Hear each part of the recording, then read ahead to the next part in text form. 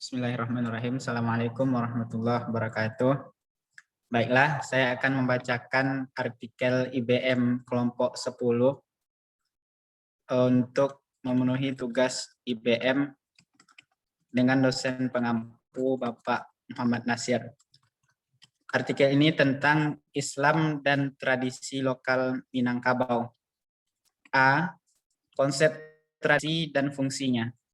1. Konsep tradisi. Adat dapat didefinisikan sebagai kebiasaan lokal yang menganut berdasarkan nilai-nilai dan norma-norma tertentu di dalam masyarakat. Adat dalam pengertian ini diyakini sebagai keseluruhan sistem budaya masyarakat yang menjadi basis semua perilaku dan etika, serta aturan sosial yang mengikat masyarakat ke dalam suatu sistem yang berlaku. Dengan kata lain, adat mencerminkan pola tingkah laku yang ideal yang diharapkan terwujud di dalam masyarakat. Selaku demikian, adat adalah bagian inti dari budaya dalam pengertian sempit. Ia bersumber dari warisan tradisi nenek moyang di masa lalu. Adat dan budaya Minangkabau aslinya adalah konstruksi masyarakat agraris. Unit sosial dan politiknya berada di tingkat nagari. Maka ada adat yang mengatakan adat salingka nagari, yang berarti adat istiadat hanya berlaku di lingkungan nagari itu saja. Pada masa pra-Islam, adatlah yang menjadi sumber nilai para norma masyarakat. Islam datang lebih kemudian dan membawa sistemnya sendiri. Sedikit memiliki banyak perbedaan dan bertentangan dengan adat lokal. Islam bersifat universal dan merupakan fenomena urban. Berbeda dengan kepercayaan lainnya, entah itu bersifat ideologis, filosofis, ilmiah, atau akal sehat biasa atau adat agama Islam dipandang tidak sebagai kesimpulan dari pengalaman, melainkan mendahului pengalaman. 2. Fungsi adat, agama, dan kekeluargaan. Doktrin sosial khas Minangkabau ini sudah menjadi semacam diktum sejarah yang diulang-ulang sampai kini. Apakah itu peristiwa sejarah yang spesifik yang benar-benar terjadi? Sejarawan gagal membuktikannya.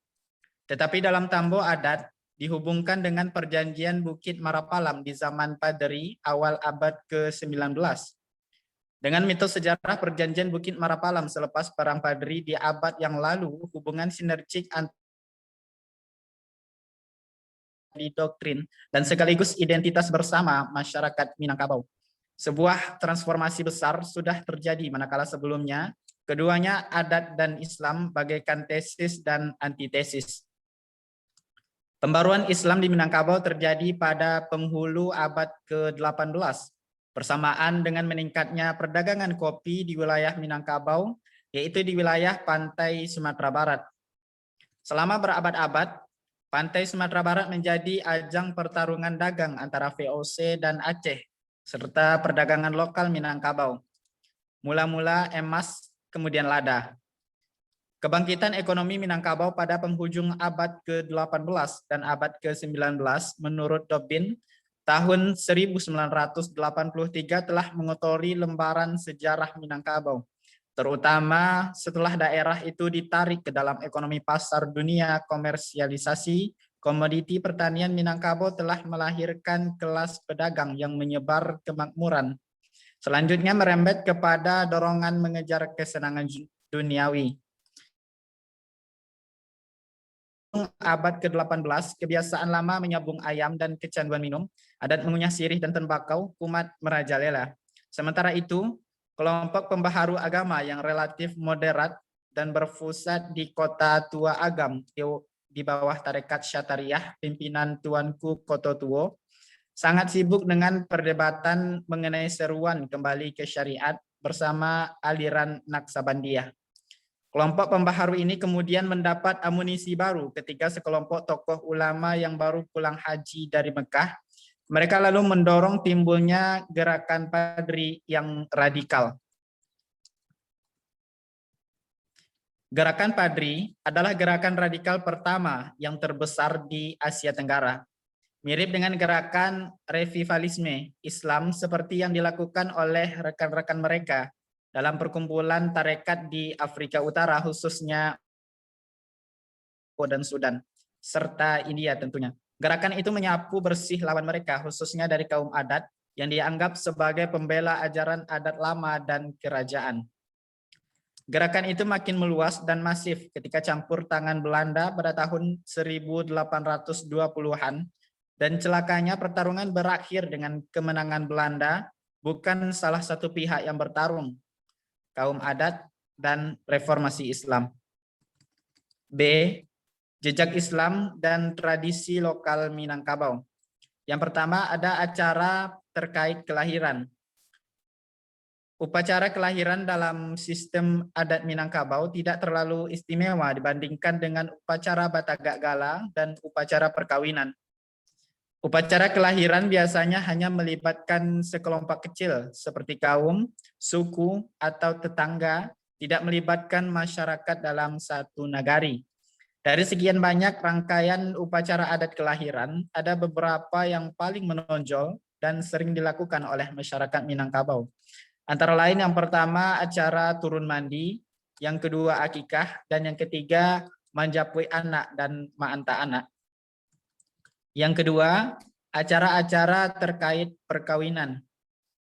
A, yaitu marasek. Marasek merupakan tahapan pertama pada tata cara pernikahan adat Padang.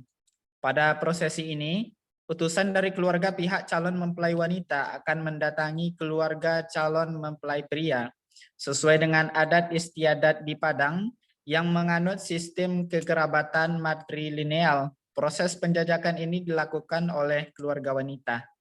B. Maminang dan babimbang tando atau bertukar tanda.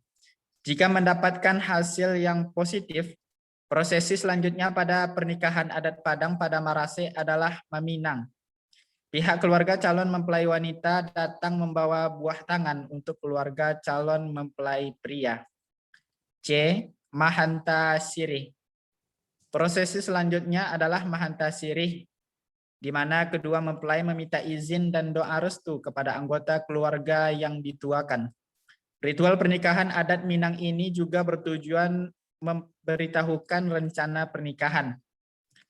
Pada prosesi ini, calon mempelai pria akan membawa selapah yang berisi daun nipah dan tembakau, di mana pada zaman sekarang sering diganti dengan rokok.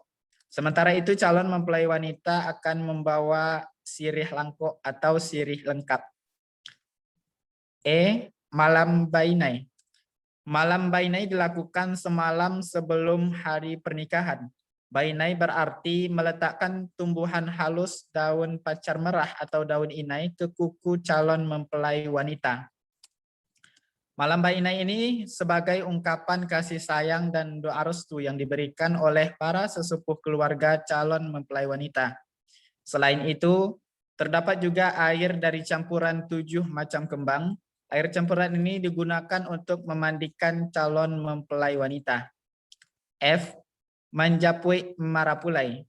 Manjapui marapulai ini merupakan prosesi paling penting di antara rangkaian prosesi pernikahan di dalam adat Padang lainnya. Calon mempelai pria akan dijemput untuk menyambangi kediaman calon mempelai wanita untuk melangsungkan akad nikah. Lalu pada acara ini pula dilangsungkan pemberian gelar pusaka kepada sang pria yang menandakan kedewasaan. Keluarga pihak wanita kemudian akan menyambut dengan sirih lengkap menunjukkan tata krama. H. Akad nikah. Setelah penyambutan di rumah calon mempelai wanita, inti dari segala prosesi pernikahan ini pun tiba.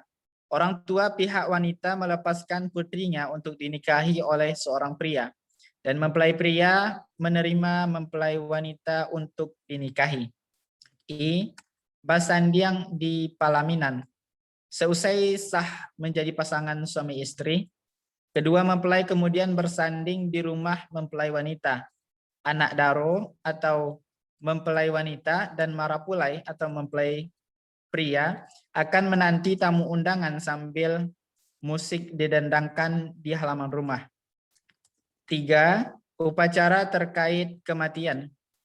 Upacara kematian masyarakat Minangkabau merupakan sebuah upacara pasambahan terakhir yang dilakukan dalam adat Minangkabau kepada sanak saudara yang telah lebih dulu meninggalkan kita di dunia ini.